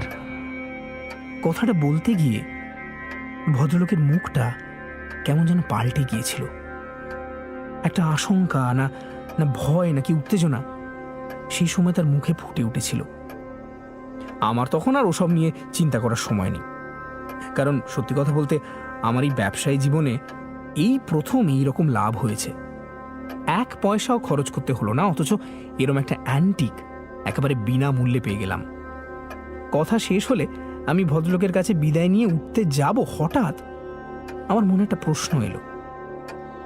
আমি আমার দরজার দিক থেকে মুখ ফিরিয়ে ভদ্রলোককে জিজ্ঞাসা করলাম, আচ্ছা, একটা কথা জানতে পারি? দেখলাম ভদ্রলোকের ঠোঁটের কোণায় হাসির মৃদু রেখা ফুটে উঠেছে, যেন আমার এই প্রশ্নের জন্যই তিনি অপেক্ষা করছিলেন। বললেন, নিশ্চয়ই। আচ্ছা, টমাসের কাছ থেকে আপনার প্রপিতামহ কবচ তিনটে পেয়েছিলেন, তারপর আপনার পিতামহ এবং পিতার হাত ঘুরে আপনার কাছে এসেছে, তাই তো? না, তা নয়। কবচ তিনটে আমার প্রপিতামহ এবং পিতামহ পেয়েছিলেন, আমার পিতা বা আমি পাইনি। সরি, আপনি মানে আপনাদের বংশ কিভাবে টমাসের সঙ্গে জড়িয়ে পড়লো সেই কথাই জানতে ইচ্ছে করছে। ভদ্রলোক এক দৃষ্টে আমার চোখের দিকে কিছুক্ষণ তাকিয়ে আমায় বললেন, টমাসের পুরো নাম টমাস হেনরি ক্রিমসন। আমরা তাঁরই বংশধর। এই কথা শোনার পর আর কিছু জিজ্ঞাসা করতে মন চাইল না। ভদ্রলোক সত্যি কি মিথ্যে বলছেন আমি জানি না, তবে তার গল্পের প্লট বিন্যাস যে সাংঘাতিক সে কথা মানতেই হবে। যাই হোক, আমি ভদ্রলোকের কাছে বিদায় চেয়ে আয়না সঙ্গে করে ফিরে এলাম। কথা শেষ করে ইন্দ্র সবে কি যেন বলতে যাবে, এমন সময় তার অ্যান্টিক শপের এক কর্মচারী এসে বলল, স্যার, দোকান কি বন্ধ করে দেবো? ইন্দ্র ঘড়ি দেখল, 7:30 বাজে। তুমি বরং একটা কাজ করো, দোকানটা বন্ধ করে চাবিটা বাড়িতে দিয়ে চলে যাও, গোডাউনটা আমি বন্ধ করছি। ঠিক আছে স্যার। মিহিরকে উদ্দেশ্য করে ইন্দ্র বলল, চল তোকে স্টেশনে ছেড়ে দিয়ে আসি। ইন্দ্র, এই আয়নাটা আমার চাই। মানে তুই নিবি এটা? ইন্দ্র যেন একটু আশ্চর্যই হয়ে গেল। এর আগে বহুবার অনেক দামি অ্যান্টিক শখ করে মিহিরকে দেওয়ার জন্য ইন্দ্র অনেক সাদাসাদি করেছে, কিন্তু মিহির বন্ধু হয়েও কখনো কোনো কিছু নিতে চায়নি। সেই কলেজ থেকেই মিহির এইসব ব্যাপারে প্রয়োজনের থেকে একটু বেশি যেন মুখচোরা। ইন্দ্র তার একমাত্র বন্ধু, তা সত্ত্বেও মজা করেও কোনোদিন তার কাছে কিচ্ছু চায়নি। তাই আজকে সরাসরি আয়নাটা চেয়ে বসায় ইন্দ্র যেন একটু আশ্চর্য হয়ে যায়। ইন্দ্রর ভাব বুঝতে পেরে মিহির একটু জোর করেই হাসার চেষ্টা করে বলল, আরে, আজ সকালে আমার ঘরের আয়নাটা ভেঙে গেছে। দেখ, এমনিতে তো একটা কিনতেই হতো, সেখানে তোর কাছে যখন পেয়ে গেলাম তখন ভাবছিলাম এটাই নিয়ে নিই। তবে এই জিনিস কেনার সাধ্য আমার আছে কিনা সেটার দাম শুনে তারপর বলতে পারবো। আরে ধুর, এ তো আর আমায় পয়সা দিয়ে কিনতে হয়নি। তাছাড়া এটা নিয়ে আসার পর থেকেই ভাবছিলাম আর বিক্রি করব না, নিজের কাছেই রেখে দেবো। তুই যদি নিতে চাস তাহলে তো কথাই নেই, আমার কাছে থাকাও যা, তোর কাছে থাকাও তাই। দাঁড়া, আমি আয়নাটা প্যাক করে দিচ্ছি। মিহির আর বাধা দিল না। প্যাক করার জিনিসপত্র সব দোকানে, গোডাউনের মধ্যে তাই কিছু না পেয়ে ইন্দ্র সেই লাল ভেলভেটের কাপড়ে আয়নাটা মুড়ে মিহিরের হাতে দিয়ে বলল, এই কাপড়ে মুড়িয়ে দিলাম, কি চলবে তো? চলবে মানে দৌড়বে। ভাই, এবার যেতে হবে। হ্যাঁ হ্যাঁ, তুই গিয়ে গ্যারেজের সামনে দাঁড়া, আমি গোডাউনটা বন্ধ করেই আসছি। ইন্দ্রর অ্যান্টিক শপ থেকে বেরিয়ে গাড়ি করে শর্টকাটে স্টেশন পৌঁছতে লাগলো ঠিক 35 মিনিট। ফলে ইন্দ্রর কাছ থেকে আয়না সহ বিদায় নিয়ে 8:22 ট্রেনটা ধরতে মিহিরকে বিশেষ পরিশ্রম করতে হলো না।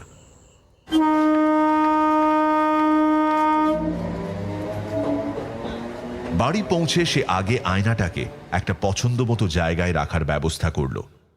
শেষ পর্যন্ত নিজের বেডরুমে বিছানার পাশে মাথার দিকটার ফাঁকা দেয়ালে আয়নাটা রাখার ব্যবস্থা করল। তারপর হাত মুখ ধুয়ে ফ্রেশ হয়ে মিহির আয়নাটার কাছে এসে দাঁড়ালো। খুঁটিয়ে খুঁটিয়ে দেখতে আরম্ভ করল আয়নার ফ্রেমের নকশাটা, কিন্তু কই, এখন তো আর সেই রকম লাগছে না। গোডাউনে থাকতে আয়নাটা যেমন লাগছিল, এখন আর সেই রকম লাগছে না কেন? হয়তো তখন চোখের ভুলে কি দেখতে কি দেখেছে। আসলে ইন্দ্রর অ্যান্টিক শপের গোডাউনে আয়নাটাকে প্রথম দেখে মিহির যতটা আকর্ষণ অনুভব করেছিল, এখন আর ঠিক সেই রকম লাগছে না। বরং আয়নাটাকে ভালোভাবে দেখে নিয়ে মিহির যেন মনে মনে ভাবল, তার একার পক্ষে আয়নাটা বড্ড বেশি বড়। এটা না আনলেই মনে হয় ভালো ছিল। যাই হোক, এসব ভেবে সময় নষ্ট না করে মিহির সোজা তার স্টাডিতে চলে গেল। ফেরার পথে হোটেল থেকে রাতের ডিনার সেরে এসেছিল, কাজেই সেসব ঝামেলা আর নেই। এর মধ্যেই মহিন তাকে ফোন করেছিল তার ছেলের কদিন ধরে ধুম জ্বর। তাকে নিয়ে ছোটাছুটি করতে গিয়ে মিহিরকে সে জানাতে পারেনি কাল থেকে আবার সে কাজে আসবে। মিহিরই বা এই পরিস্থিতিতে কি আর বলবে, ঠিক আছে একটু সকাল সকাল এসো বলে ফোন রেখে দিল। তখন রাত প্রায় 1:45। মিহির কম্পিউটারে লিখছে। এমন সময় হঠাৎ তার মনে হলো যেন তার কানের কাছে ফিস ফিস করে কেউ কিছু বলছে। প্রথমটা ভেবেছিল মনের ভুল, পরে আরো কয়েকবার এরকম হওয়াতে মিহির ব্যাপারটা নিয়ে একটু কৌতূহলী হয়ে উঠল। তারপর নিজে থেকেই মন দিয়ে শব্দটা শুনে বুঝতে পারল যে সেটা আসছে তার বেডরুম থেকে। শব্দটা আস্তে আস্তে স্পষ্ট হয়ে উঠছে, ফিস ফিস করে হচ্ছে, কিন্তু স্পষ্ট। যে ভাষায় শব্দটা হচ্ছিল তা বাংলা, হিন্দি বা ইংরেজি নয়, গ্রিক ভাষা।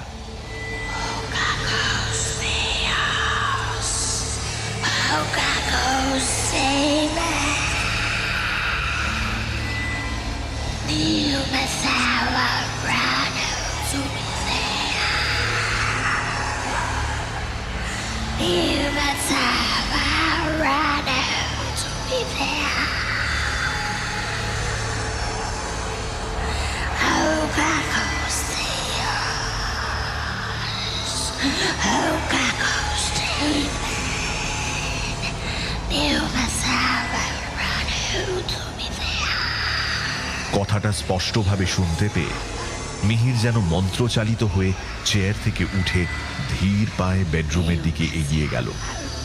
যতই বেডরুমের দিকে এগিয়ে যেতে লাগলো, সেই শব্দ আরো স্পষ্ট হয়ে উঠল। বেডরুমে গিয়ে মিহির সেই আয়নার সামনে এসে দাঁড়ালো। ঘরে নীল রঙের একটা নাইট ল্যাম্প জ্বলছে। সেই আলোয় মিহির নিজের ছায়া আয়নাতে দেখতে পাচ্ছে। এবার সে দেখল আয়নায় তার ছায়াটা যেন ঢেউ খেলে গেল, ঠিক গোডাউনে দেখা দৃশ্যের মতো। এখন মনে হচ্ছে আয়নায় যেন কোনো কাঁচই নেই, তার বদলে রয়েছে জলের আস্তরণ। সেই আস্তরণে মাঝে মাঝে ঢেউ খেলে যাচ্ছে। এদিকে সেই শব্দ আরো জোরে চারদিক থেকে মিহিরকে চেপে ধরছে। হঠাৎ আয়নার কাঁচ আগের মতো স্থির হয়ে গেল, কিন্তু সেখানে মিহিরের প্রতিচ্ছবি নেই।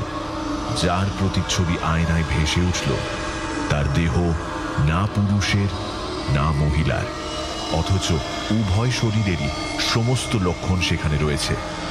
আর মাথাটা অনেকটা ছাগলের মতো, যার দুটো শিং উপর দিকে উঠে মাথার পিছনে বেঁকে গিয়েছে। তার চোখ দুটো যেন লাল আগুনের ভাটা। সে যেমন নিষ্পলকভাবে মিহিরের দিকে তাকিয়ে, মিহিরও তেমনি নিষ্পলক এবং বিস্ফারিত চোখে তার দিকে তাকিয়ে রয়েছে। এইভাবে কিছুক্ষণ থাকার পর আয়নার ফুটে ওঠা সেই প্রতিচ্ছবি মিহিরের দিকে ডান হাতের তর্জনী তুলে ধরল। আয়নার কাছে সশব্দে একটু একটু চির ধরে তা গ্রিক অক্ষরের আকৃতি নিল।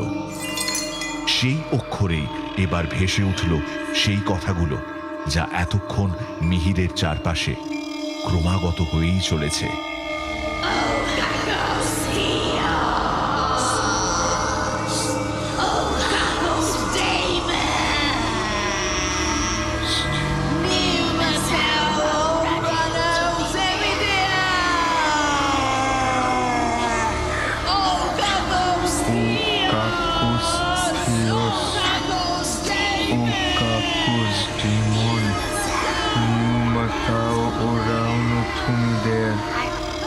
মিহির একটা একটা করে সমস্ত শব্দ উচ্চারণ করল।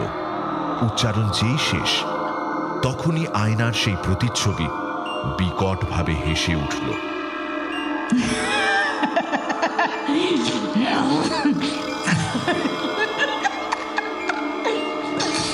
সেই হাসি যতটা ভয়ানক ততটাই মর্মান্তিক। সেই হাসির শব্দে মিহিরের মনে হলো যেন সে আর কোনোদিনও এই পৃথিবীতে ফিরে আসতে পারবে না। সে দূরে চলে যাচ্ছে, এমন এক জায়গায় যেখানে শুধুই যন্ত্রণা, কষ্ট। সে জায়গা পৃথিবীর কোনো জায়গা নয়। এই কথা ভাবতে ভাবতে মিহিরের চোখ ঝাপসা হয়ে আসছে। আর ঠিক সেই সময় রাস্তার সবকটা কুকুর যেন একসঙ্গে কেঁদে উঠল।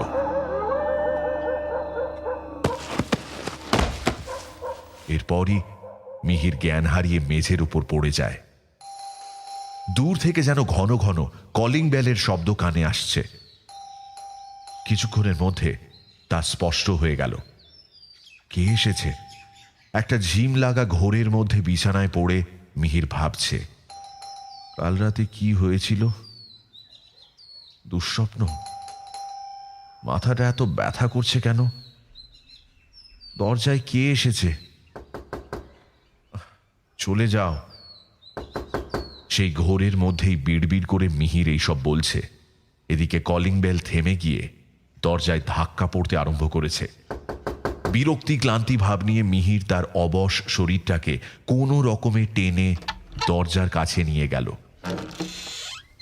দরজা খুলে দেখল তার কাজের লোক মহিন এসেছে। সে তো মিহিরকে দেখে একটু যেন ঘাবড়েই গেল।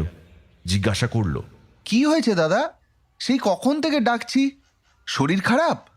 মিহির চেষ্টা করেও না, এর বেশি আর কিছু বলতে পারল না। দরজা খুলে দিয়ে সে আবার বিছানায় এলিয়ে পড়ল। কাজের লোকটাও তাকে আর কিছু জিজ্ঞাসা করে বিরক্ত করেনি। সে নিজের মতো কাজ করে যখন দুপুরের খাওয়ার জন্য মিহিরকে ডাকতে গেল, ততক্ষণে মিহির অনেকটা সুস্থ হয়ে উঠেছে। তবু ইচ্ছে করেই বিছানায় শুয়ে কাল রাতের কথা ভাবতে লাগলো। কাজের লোকটা ডাক দিতে সে উঠে বসল, তারপর স্নানে চলে গেল। স্নানের পর মিহির একদম সুস্থ হয়ে উঠল। মন থেকে কাল রাতের ঘটনাটাও তখন অনেকটা হালকা হয়ে গিয়েছে। মাথার যন্ত্রণাও এখন আর নেই। দুপুরে খাওয়া দাওয়া করে সে লিখতে বসল। লেখা যখন শেষ হলো তখন 4টে বাজে। বিকেলে চা দিয়ে তারপর মহিন বাড়ি চলে গেল। গত রাতের ঘটনাটার রেশ হালকা হয়ে এলেও সারাদিনই কোনো না কোনো কাজের ফাঁকে সে ঘটনাটাকে বারবার মনে করছিল। রাতে খাওয়া শেষ করে লিখতে বসবে, এমন সময় মিহির দেখল তার মোবাইলটা রয়েছে তার বেডরুমে। সেটা আনতে গিয়েই মিহিরের চোখ পড়ল আয়নার দিকে। গতকাল রাতের মতো আবার সেই আয়নায় মাঝে মাঝে যেন ঢেউ খেলে যাচ্ছে। মিহির সেইভাবেই মন্ত্রমুগ্ধের মতো আয়নার সামনে বিস্ফারিত চোখে দাঁড়িয়ে রইল। আয়নার মধ্যে এখন আর তার প্রতিচ্ছবি নেই, বরং সেই জায়গায় ফুটে উঠেছে আর একজনের প্রতিচ্ছবি। এ তো বিজনবাবু। কিন্তু এ কি, ওই লোকটার পেছনে ও কে দাঁড়িয়ে? মিহির দেখল গতকাল রাতের সেই ভয়ঙ্কর মূর্তিটা বিজনবাবুর পেছনে দাঁড়িয়ে রয়েছে। বিজনবাবুর পরনে সাদা পাজামা আর গায়ে বাটিকের ফতুয়া। কিন্তু তিনি এবার যা করলেন তা দেখে মিহিরের দম বন্ধ হয়ে যাওয়ার উপক্রম হল। কখন যেন বিজনবাবুর পিছনে দাঁড়িয়ে থাকা সেই বিকট মূর্তি ফাঁস দেওয়া একটা দড়ি পিছন থেকে তার মুখের সামনে ধরল, আর তিনিও নির্বিকারভাবে সেই দড়ি গলায় পরে নিলেন। এরপরই পিছনের সেই বিকট মূর্তি ফাঁসের দড়ি ওপরে উঁচু করে ধরল, আর একটু একটু করে বিজনবাবুর পা মাটি থেকে বেশ খানিকটা উপরে উঠে গিয়ে শূন্যে ঝুলতে লাগলো। তাঁর চোখে মুখে তখন শ্বাসরোধ হওয়ার যন্ত্রণা। তিনি অনবরত হাত পা ছুঁড়ছেন। এমন সময় বিকট মূর্তিটা দড়ি ধরে উপরের দিকে একটা জোরে টান দিল, আর ঠিক তখনই মনে হলো যেন ঝুলন্ত অবস্থায় থাকা বিজনবাবুর ঘাড় ভেঙে তার মাথাটা একটু উপরের দিকে উঠে একপাশে কাত হয়ে গেল। তার গলার কাছে ধীরে ধীরে সেই দড়ির মাপে চাপ বাঁধা কালশিটে দাগ ফুটে উঠল। এরপর মিহির দেখল সেই বিকট মূর্তিটা সেই অবস্থাতেই বিজনবাবুর মৃতদেহটা ফাঁসের দড়ি ধরে টানতে টানতে নিয়ে যাচ্ছে। এই সমস্ত দৃশ্য মিহির কতক্ষণ ধরে দেখল জানা নেই, কিন্তু তার ঘোর কাটতেই সে দেখল যে সে কম্পিউটারের টেবিলে বসে আছে। সামনে রাখা টেবিল ঘড়িতে সময় তখন রাত 12টা। অথচ তার বেশ মনে আছে খাওয়া শেষ করে সে যখন লেখার টেবিলে এসে কম্পিউটারের সামনে বসেছিল তখনই বাজে 12টা। তাহলে কি ঘড়িটা নষ্ট হয়ে গেল, নাকি সে পাগল হয়ে যাচ্ছে? আবার ক্রমে কাল রাতের মতোই মানসিক ক্লান্তি, ভয়, আতঙ্ক মিহিরকে গ্রাস করছে। কিন্তু আজ সে নিজেকে সম্পূর্ণভাবে পরিস্থিতির হাতে তুলে দেবে না। সে যে করেই হোক এই রহস্যের একটা কিনারা করবেই। তার শরীর মন এখন সম্পূর্ণভাবে বিধ্বস্ত, কিন্তু তা সত্ত্বেও সে বিছানায় গিয়ে গতকালের মতো শুয়ে পড়ল না, বরং কম্পিউটারের টেবিলেই বেশ খানিকক্ষণ সময় মাথায় হাত দিয়ে চুপ করে বসে থাকল। পাশেই ফ্লাস্কে কফি রয়েছে, একটু সুস্থ হলে সে চোখে মুখে জল দিয়ে এসে আবার কম্পিউটারের টেবিলে বসলো এবং ফ্লাস্ক থেকে খানিকটা গরম কফি ঢেলে নিয়ে খেতে লাগলো। পরপর 2 কাপ কফি খেয়ে মিহিরের নার্ভগুলো যেন একটু চাঙ্গা হয়ে উঠেছে। এবার সে ব্যাপারটা এক মনে ভেবে দেখতে চায়। এমন সময় তার চোখ পড়ল কম্পিউটারের দিকে। আচ্ছা, ইন্টারনেট থেকে কি এই সম্পর্কে কিছু জানা যেতে পারে? কি যেন কথাটা গতকাল রাতে শুনেছিল, ও কাসোস না ও কাকোস? মনে পড়েছে, ও কাকোস ডেমন। ঠিক ঠিক, একদম ঠিক। মিহির আর দেরি না করে ও কাকোস ডেমন কথাটা লিখে ইন্টারনেটে সার্চ করলো। বেশি পরিশ্রম করতে হলো না, 2-1টা সাইট ঘাঁটতেই বেরিয়ে পড়ল একটা ভয়ানক তথ্য। যে কথাটা সে গতকাল রাতে শুনেছিল এবং স্বপ্নেই হোক আর বাস্তবেই হোক নিজেও সে উচ্চারণ করেছিল, তা হল শয়তানকে জাগানোর একটা মন্ত্রের প্রথম অংশ। সম্পূর্ণ মন্ত্রটা হল ও কাকস থিওস, ও কাকস ডেমন, নিউমা টো ওরানো থুমাথে, যার অর্থ O wicked god, O wicked demon, spirit of the sky, remember, remember. ইউরোপের নেক্রোম্যান্সার বা তান্ত্রিকরা শয়তান জাগানোর এই ক্রিয়া করত। তাহলে কি ইন্দ্র আয়নাটা সম্পর্কে যা শুনেছিল সবই সঠিক? মিহির আরো জানতে পারল, এই মন্ত্রোচ্চারণ করার পর যদি শয়তান জেগে ওঠে তাহলে সে 3 জন মানুষের বলি নেবে। সেই শয়তানের এক নাম বাফোমেট।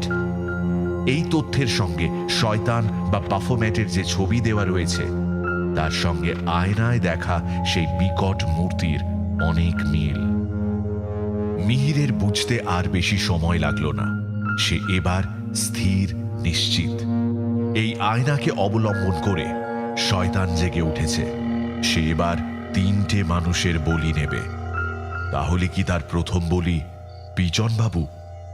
তিনি কি তাহলে এখন আর বেঁচে নেই?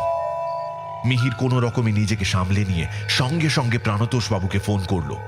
মোবাইলে দেখল তখন বাজে রাত 1:45। প্রাণতোষ বাবু যথারীতি ফোন তুললেন না। মিহির অনেকবার চেষ্টা করেও কিছু করতে পারল না। এখন তার কাছে সকালের জন্য অপেক্ষা করা ছাড়া আর কোনো উপায় নেই। সারা রাত মিহিরের ঘুম হয়নি, দুশ্চিন্তায়, ভয়ে, আতঙ্কে। এক রাতের মধ্যেই তার চেহারা যেন অর্ধেক হয়ে গিয়েছে। ভোরের দিকটায় কখন যেন সে ঘুমিয়ে পড়েছিল মনে নেই। সকালে ঘুম ভাঙল কাজের লোকের কলিং বেলে। আজ সকালে আর কিছুতেই মানসিক অস্থিরতার ভাবটা মিহির কাটিয়ে উঠতে পারল না। মোবাইলের সময় দেখল 8টা বাজে। সে আর দেরি না করে আবার প্রাণতোষকে ফোন করল। ফোনের ওপাশ থেকে প্রাণতোষ বাবু বললেন, গুড মর্নিং মিহির বাবু, বলুন কি খবর? মিহির কি বলবে প্রথমটা ঠিক বুঝে উঠতে পারল না, কিন্তু তার মানসিক অবস্থা এখন আর লৌকিকতা করার মতো নয়। সে সরাসরি বলল, আচ্ছা, আপনাদের অফিসের বিজনবাবু এখন কোথায়? বিজন বাবু? তিনি তো অসুস্থ হয়ে বাড়িতে রয়েছেন। কোনো দরকার আছে নাকি তার সঙ্গে? তিনি ঠিক আছেন তো? মানে তার সঙ্গে কোনো দুর্ঘটনা ঘটেনি তো? কাল পর্যন্ত তো ঠিকই ছিলেন, কিন্তু আপনি হঠাৎ ওর কথা জিজ্ঞেস করছেন কেন? আপনার কাছে কি ভদ্রলোক টাকা পয়সা কিছু ধার নিয়েছিলেন নাকি? না, ঠিক তা নয়। না হলেই ভালো। সে লোক শুনেছি না কি বাজার শুদ্ধ লোকের কাছে দেনা করে বসে আছে। স্ত্রী অসুস্থ দীর্ঘদিন ধরে, ছেলে মেয়ে 2টো। কাজেই সংসার সামলাতে গিয়ে একেবারে হিমশিম খেয়ে যাচ্ছেন ভদ্রলোক। টাকা ধার নিয়ে ঠিক সময় শোধ করতে না পারায় তাগাদা করতে লোক আমার অফিসে পর্যন্ত এসেছে কয়েকবার। শেষটায় আমি বেশ কড়া করে বিজনবাবুকে এ ব্যাপারে সাবধান করে দেওয়ায় আর এই ধরনের উৎপাত হয়নি। তবে লোকটা অসৎ নয়, সেই জন্যই এইসব ঝামেলা সত্ত্বেও তাকে কাজে রেখেছি এখনো। কিন্তু আপনি হঠাৎ বিজনবাবুর কথা কেন জিজ্ঞেস করছেন? না, কিছু না। আচ্ছা, বিজনবাবুর কোনো খবর পেলে আমায় জানাবেন প্লিজ। ঠিক আছে, সে আর এমন কি। তা আপনার শরীর ঠিক আছে তো? এই সময় কিন্তু খুব জ্বরজারি হচ্ছে। সকালে উঠে গরম জলের সঙ্গে একটু কথাটা সম্পূর্ণ না হতেই ফোন কেটে দিল মিহির। তার মাথায় এখন শুধুই এক চিন্তা, কাল রাতে কি তাহলে সে আবার দুঃস্বপ্ন দেখেছে?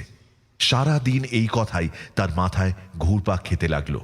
কাজের লোকটা দু একটা কথা জিজ্ঞেস করেছিল বটে, কিন্তু খুব সংক্ষেপে মিহির তার সঙ্গে কথা শেষ করে নিজের বেডরুমে গিয়ে শুয়ে পড়ে। দুপুরের দিকে আর খেতেও ওঠেনি। একেবারে বিকেলে মহিন চা দিয়ে গেল। বিকেলে মিহিরের নিজেকে মানসিকভাবে একটু সুস্থ বলে মনে হচ্ছে। চা খেয়ে সে কম্পিউটারের টেবিলে গিয়ে বসল, কিন্তু লেখা আর কিছু মাথায় আসছে না। সে লিখবে বলেও বসেনি, শুধু যে কপাতা এখনো পর্যন্ত লিখেছে সেগুলোই একটু দেখছিল। মনে কিন্তু ইতিমধ্যে একটা আশঙ্কা এসে বাসা বেঁধেছে, হয়তো আজ রাতে আবার কিছু একটা দেখবে, হয়তো অন্য কেউ। কিন্তু না, রাতে আর কিছু হলো না। প্রায় 1টা পর্যন্ত জেগে থেকে মিহির ঘুমিয়ে পড়ল। সকালে ঘুম ভাঙল মোবাইলের রিংটোনে। ঘুম ভাঙতে একটু দেরি হলো মিহিরের।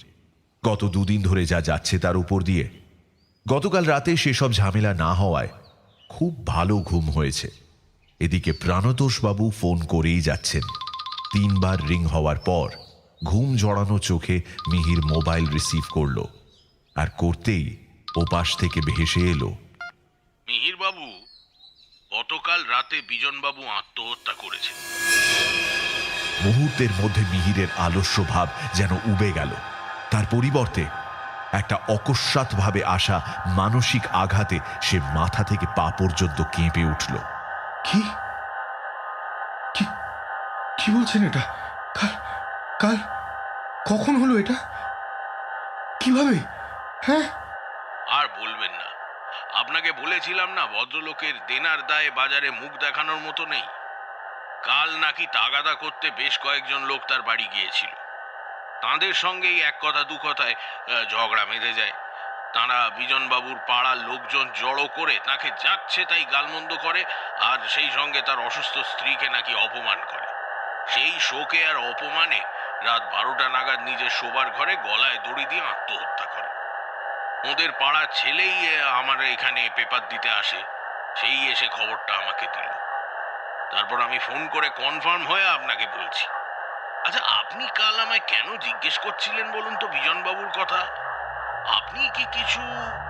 মিহিরের কানে আর কোনো কথাই যেন যাচ্ছে না। সে নিথর হয়ে বিছানায় বসে রয়েছে। এবার তার শুধু মনে হচ্ছে, কেন এই আয়নাটা সে আনতে গেল? সে কি ইন্দ্রকে ফোন করে আয়নাটা নিয়ে যেতে বলবে? ইন্দ্র যদি তাকে পাগল ভাবে, সে তো সেই সাহেব ভদ্রলোকের কথাও বিশ্বাস করেনি। তাহলে এবার কে মরবে? আয়নাটা কার মৃত্যুর কথা আমায় বলতে আসবে? আর ওই বিকট মূর্তিটা, বাফোমেট, সে কি আবার আসবে? আবার সেইভাবে আমার দিকে তাকিয়ে থাকবে? আবার আবার এই কথা বলতে বলতে মিহির নিজের মাথা খামচে ধরে বসে থাকে। আয়নাটার দিকে এই দিনের বেলাতেও তাকানোর মতো সাহস মিহিরের নেই। আয়নাটা কি সে ভেঙে ফেলবে? কিন্তু না, সে সাহসও তার আর নেই। সে এখন আয়নাটার থেকে পালিয়ে দূরে কোথাও চলে যেতে পারলে বাঁচে। সারাদিন এইভাবেই পাগলের মতো মিহির এই ঘর থেকে ও ঘর ঘুরে বেড়ালো। রাতের কথা ভেবে সে ভয়ে মাঝে মাঝে কেঁপে উঠছে, অথচ নিজের কথা কাউকে বলতেও পারছে না। এমনকি ইন্দ্রকেও সে ফোন করে বলতে পারছে না, বা হয়তো তাকে কেউ বলতে দিচ্ছে না। সারাদিন স্নান খাওয়া কিছু না করে একভাবে এ ঘর ও ঘর করল মিহির। আজ কাজের লোকটা আবার ডুব দিয়েছে, কিন্তু সেদিকে মিহিরের কোনো হুঁশ নেই। সে শুধু রাতের অপেক্ষায় রয়েছে। আজ সে আসবে, আসবে। কিন্তু কে মরবে? মিহির মরবে না? আমি মরবো, আমি জানি আমি মরবো, আমি মরবো। হ্যাঁ, জবাব দাও, উত্তর দিচ্ছ না কেন? এইভাবে সারাদিন ধরে থেকে থেকে আয়নার কাছে এসে নিজেকেই নিজে জিজ্ঞাসা করতে লাগলো। আবার পরক্ষণে আয়নার ভয়ে পালিয়ে বাইরের বারান্দায় চলে গেল। বিকেলের দিকটায় শরীর এবং মন অত্যাধিক ক্লান্ত হয়ে যাওয়ায় মিহির ঘুমিয়ে পড়েছিল। তাকে আর এখন স্বাভাবিক মানুষ বলা যায় না। কয়েকদিনের মধ্যে এতগুলো ঘটনা ঘটে গেল, যে স্বাভাবিক মানুষের পক্ষে এর মুখোমুখি হওয়া খুবই কঠিন। সবচেয়ে বড় কথা, মিহির কাউকে কিছু বলতে পারছে না, বা সে হয়তো চাইছে বলতে, কিন্তু কি বা কেউ যেন তাকে বলতে দিচ্ছে না, আটকাচ্ছে, বাধা দিচ্ছে। মিহিরের ঘুম ভাঙল যখন, তখন প্রায় রাত 10টা, কিন্তু তার ঘুম স্বাভাবিকভাবে ভাঙেনি। সে কানের কাছে আবার সেই মন্ত্রোচ্চারণ শুনতে পেয়েছে। এবার একটু অন্য রকম ঘটনা ঘটল। মন্ত্রোচ্চারণ শুনেই মিহির কিন্তু ঘাবড়ে গেল না, বরং কোনো তীব্র কৌতূহলে সে বিছানা থেকে উঠে সোজা দাঁড়ালো আয়নার সামনে। আবার আয়না কেঁপে উঠছে, তার মধ্যে ঢেউ খেলে যাচ্ছে মাঝে মাঝে। মিহিরের চোখ বিস্ফারিত। ক্রমে আয়নায় ভেসে উঠল অন্য একজনের প্রতিচ্ছবি। তবে সে কোনো প্রাপ্তবয়স্ক লোক নয়, একটা বাচ্চা ছেলে, বয়স আন্দাজ 10 বছর। তার চোখ মুখ দেখে মনে হচ্ছে বেশ কিছুদিন ধরে সে অসুস্থ। মিহির বেডরুমের আলো জ্বালায়নি, জ্বালানোর কথা তার মনেও নেই, তবু আয়নায় ঘটনাটা স্পষ্ট দেখতে পাচ্ছে সে। এ তো মহিনের ছেলে। মহিন তার ছেলের ছবি মিহিরকে মোবাইলে দেখিয়েছিল। বাচ্চাটা একটু যেন মুখ বিকৃত করে চমকে উঠল, তারপরই হুমড়ি খেয়ে নিচে পড়ে গেল। এরই সঙ্গে তার অসহায় যন্ত্রণাময় চিৎকার, কিন্তু সেই চিৎকারকে ছাপিয়ে উঠল আর একটা বিকট হাসি। ওই সে এসেছে, হয়তো সে বাচ্চাটাকে খেলনা পুতুলের মতো এক হাতে তুলে নিল। কিন্তু এ কি? বাচ্চাটার বুকে গেঁথে রয়েছে একটা বঁটি, তার মুখ দিয়ে অনবরত রক্ত বমি হচ্ছে, আর সেই অবস্থায় তাকে কাঁধে নিয়ে চলে যাচ্ছে বাফোমেট। এই ঘটনা দেখার পর মিহির অজ্ঞান হয়ে গেল। শরীরে বা মনে তার আর ক্ষমতা রইল না। সারা রাত অজ্ঞান হয়ে থাকার পর যখন সকালে মিহিরের জ্ঞান ফিরল, তখন প্রায় 7টা বাজে। সে নিজে নিজেই কোনো মতে বাথরুমে ঢুকে শাওয়ার খুলে দিয়ে তার নিচে দাঁড়িয়ে পড়ল। ট্যাঙ্কের ঠান্ডা জল মাথায় পড়তেই তার শরীর কিছুটা ধাতস্থ হলো, আর এরই সঙ্গে এই দুটো মৃত্যুর জন্য সে নিজেকে দায়ী মনে করে অঝরে কাঁদতে লাগল। কান্নার ফলে তার অস্বাভাবিক মানসিকতা কিছুটা শান্ত হলো। প্রায় আধ ঘন্টা এইভাবে কেটে গেল। এমন সময় তার মনে পড়ল, আয়নায় দেখা ঘটনাটা বাস্তবে ঘটার বেশ কিছুক্ষণ আগে দেখা যায়। অন্তত বিজনবাবুর বেলায় তো সেই রকমই হয়েছিল। তাহলে মহিনের ছেলে এখনো বেঁচে আছে নিশ্চয়ই। ওকে আমাকে বাঁচাতেই হবে। বাথরুম থেকে ভিজে জামা কাপড়ে সে বেডরুমে ছুটে এলো। তারপর মোবাইল থেকে মহিনের নম্বরে ফোন করলো। মহিনের বাড়ি আরো একটু গ্রামের দিকে, সেখানে নেটওয়ার্কের প্রবলেম লেগেই থাকে। তাও হার মানলে চলবে না, মহিনকে সাবধান করতেই হবে। সে একবার দুবার এই করে 6 বার মহিনের মোবাইলে ফোন করার চেষ্টা করে অবশেষে 7বারের বার যখন ফোনটা লাগলো, তখন মহিনের পরিবর্তে মহিনের পাড়ার লোক ফোন রিসিভ করল। ফোন রিসিভ করতেই মিহির শুনতে পেল ওপাশ থেকে ভেসে আসছে মরা কান্নার আওয়াজ। মিহির আর সাহস করে কিছু বলতে পারল না, সে ফোন কেটে দিল। সে বুঝতে পেরেছে মহিনের ছেলে আর নেই। মিহির আয়নার সামনে দাঁড়িয়ে এক দৃষ্টিতে তাকিয়ে, মিহিরের চোখ মুখ বসে গিয়ে চেহারা এই কদিনেই কঙ্কাল সার হয়ে গিয়েছে। তার উপর এই মানসিক চাপ সে আর সহ্য করতে পারছে না, তাই আজ রাতে সে এর একটা ব্যবস্থা করবেই। এই কথাই সে সারা দিন ধরে আয়নার সামনে মাঝে মাঝে এসে বলে গেল। সকালবেলা শাওয়ারের জলে স্নান করে সেই ভিজে গায়ে মিহির সারা দিন ছিল, ফলে বিকেলের দিকে তার জ্বর এলো। কিন্তু সে আর স্বাভাবিক মানুষের মতো এসব কিছুই বুঝতে পারছে না। সে এখন পুরোপুরি পাগল হয়ে গিয়েছে। রাত তখন 1টা হবে। জ্বরের ঘোরেই হোক আর ক্লান্তিতেই হোক, মিহির জড়সড় হয়ে কুকুরের মতো ঘরের এক কোনায় পড়েছিল। এমন সময় তার কানে এলো,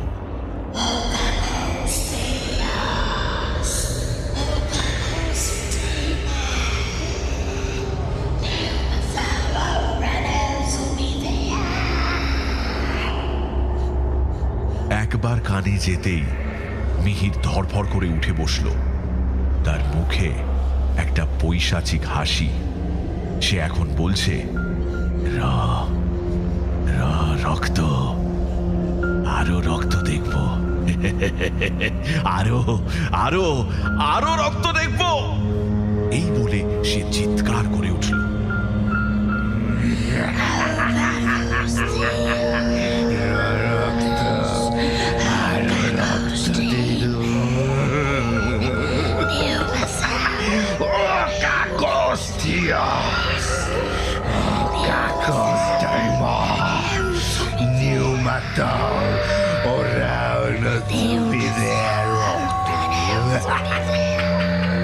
তার চিৎকারের সঙ্গে আবার একবার রাস্তার কুকুরগুলোর কান্না মিলে মিশে এক হয়ে যেন রাতের বুক চিরে দিল। এর কদিন পর মিহিরের ফ্ল্যাট থেকে দুর্গন্ধ আসায় পাড়ার লোকেরা দরজা ভেঙে মিহিরের ঘরে ঢুকে দেখল মিহিরের লাশ তার বেডরুমের মেঝের ওপর পড়ে রয়েছে। তারাই পুলিশে খবর দেয়। পুলিশ এসে দেখে লাশের সারা মুখে গেঁথে আছে কাচের টুকরো। বেডরুমের মেঝেতে চাপ চাপ রক্ত শুকিয়ে কালো হয়ে গিয়েছে। লাশের মাথার উপর একটা নকশা করা কাঠের আয়নার ফ্রেমে কয়েক টুকরো ভাঙা কাচের অংশ দেখে পুলিশ ব্যাপারটা খানিকটা আঁচ করল। এই আয়নার কাচই লাশের মুখে গেঁথে রয়েছে, কিন্তু ঘটনাটা আত্মহত্যা না হত্যা তার কিনারা সেই মুহূর্তেই করা গেল না। অগত্যা লাশ পোস্টমর্টমে পাঠিয়ে দিয়ে পুলিশের লোক ভিকটিমের বাড়ির লোকজনকে খবর দেওয়ার জন্য এদিক সেদিক তল্লাশি চালায়। সবচেয়ে সহজ ছিল মিহিরের মোবাইল চেক করা, কিন্তু সেই মোবাইলও বন্ধ হয়ে পড়ে রয়েছে। ফলে মোবাইল সহ লাশের পাশে পড়ে থাকা আরো দু একটা জিনিস তদন্তের জন্য পুলিশ নিয়ে গেল। এর মধ্যে মিহিরের ডায়েরি থেকে প্রথমেই ইন্দ্রর নাম্বার পেয়ে পুলিশ তাকে সরাসরি থানায় যোগাযোগ করতে বলে। সেদিনের পর ইন্দ্র আর মিহিরের সঙ্গে যোগাযোগ করেনি। বেশ কিছু অকশন হাউসে ব্যবসার খাতিরে তাকে ঘোরাঘুরি করতে হয়, ফলে মিহিরকে আর ফোন করা হয়নি। কিন্তু পুলিশের কাছে সব শুনে ইন্দ্র একেবারে ভেঙে পড়ল। তাকে সান্ত্বনা দিয়ে পুলিশ জিজ্ঞাসা করল, আপনার এই বন্ধুটির কি মাথার কোনো সমস্যা ছিল? না না, একেবারেই না। অন্তত 4 দিন আগে তো নয়। তদন্তে জানা গিয়েছে যে মৃত্যুর বেশ কিছুদিন আগে থেকেই আপনার বন্ধু খাওয়া দাওয়া ছেড়ে দিয়েছিলেন। পাড়ার লোকজনও বলল যে 3 ধরে মিহির বাবুকে নাকি বাইরে বেরোতে কেউ দেখেনি। তিনি একরকম স্বেচ্ছায় গৃহবন্দী হয়েছিলেন। এর মধ্যে 2 দিন মাত্র তার চাকর মহিন এসেছিল। আমরা তার বাড়িতেও গিয়েছিলাম, কিন্তু সেখানে গিয়ে শুনলাম আরেক দুর্ঘটনার কথা। মহিনের বছর 10-এর ছেলে ঘরের মাঝখানে খাড়া রাখা বঁটির ওপর পড়ে গিয়ে মারা গেছে। সে নাকি আশেপাশে কাউকে দেখতে না পেয়ে জ্বর গায়ে বিছানা ছেড়ে ঘর থেকে বারান্দায় আসছিল। তার মা সবজি কাটতে কাটতে কি আনতে যেন বঁটি খাড়া করে রেখেই বাইরের রান্নাঘরে গিয়েছিল। এই ফাঁকে বাচ্চাটা বারান্দায় আসতে গিয়ে জ্বরের ঘোরে পা পিছলে বঁটির ওপর পড়ে গিয়ে এই কাণ্ড ঘটায়। লোকাল থানার পুলিশ এই নিয়ে আর বেশি জলঘোলা করেনি। আমরা যখন মহিনের বাড়ি গেলাম দেখলাম মহিন আর তার বউ উঠোনে বসে কান্নাকাটি করছে। আমরা মহিনকে ডেকে আলাদাভাবে মিহিরবাবুর ঘটনাটা বলতেই সে তখন আমাদের বলে যে সে যেদিন গিয়েছিল সেদিন মিহিরের আচরণ কেমন যেন লেগেছিল তার। তাই আপনাকে জিজ্ঞেস করছি, আপনার বন্ধুর মধ্যে মানসিক কোনো অস্বাভাবিকতা চোখে পড়েছিল? না। বেশ, আপনাকে আর এ নিয়ে কিছু বলবো না। আপনি বরং আপনার বন্ধুর শেষকৃত্য করার ব্যবস্থা করুন। প্রয়োজন হলে আপনাকে আবার জানাবো। বিকেলের দিকে মিহিরের মৃতদেহ মর্গ থেকে নিয়ে এসে ইন্দ্র আরো কয়েকজনকে সঙ্গে করে শ্মশানে নিয়ে গেল। খবর পেয়ে প্রাণতোষ বাবুও এসেছিলেন। তিনিও ইন্দ্রর কাছে মিহির যে বিজন বাবুর কথা জিজ্ঞাসা করে ফোন করেছিল সে কথা বললেন। সব শুনে ইন্দ্রর যেন মাথার ভেতর সব এলোমেলো হয়ে যাচ্ছে। তাহলে কি মিহির পাগল হয়ে গিয়েছিল? শ্মশান থেকে ফেরার পথে গাড়ি করে সারাটা রাস্তা এই কথাই ভাবতে লাগলো। আর মনে পড়ল শেষবারের মতো চলে যাওয়ার আগে মিহির তার কাছে সেই আয়নাটা চেয়েছিল। এ কথা মনে পড়তেই ইন্দ্র মিত্রর মনে পড়ল আয়না, সেই আয়না। তবে কি সব সত্যি? ওই আয়নাটাই তাহলে মিহিরের বলি নিয়েছে? এটা যদি সত্যি হয় তাহলে তো এর আরো দুটো অংশ থাকার কথা, একটা গ্র্যান্ডফাদার ক্লক আর একটা বই।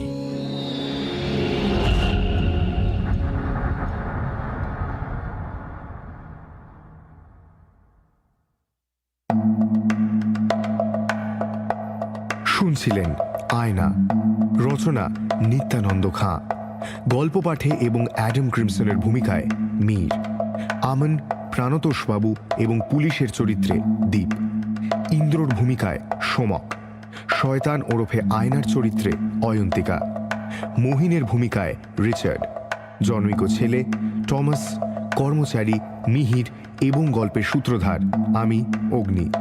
ধ্বনি পরিকল্পনা এবং আবহ সঙ্গীত শুভদীপ। পর্ব পরিচালনায় টিম সানডে সাসপেন্স। বিশেষ সহযোগিতায় আমি অগ্নি। সামগ্রিক তত্ত্বাবধানে Deep. Poster design team asterisk. মির্চির তরফ থেকে লেখককে আন্তরিক ধন্যবাদ এই বিশেষ উদ্যোগে আমাদের পাশে থাকার জন্য। শেষ হলো নিত্যানন্দ খাঁয়ের লেখা আয়না। আগামী সপ্তাহে আরও একটি রোমাঞ্চকর গল্প নিয়ে হাজির হবে সানডে সাসপেন্স।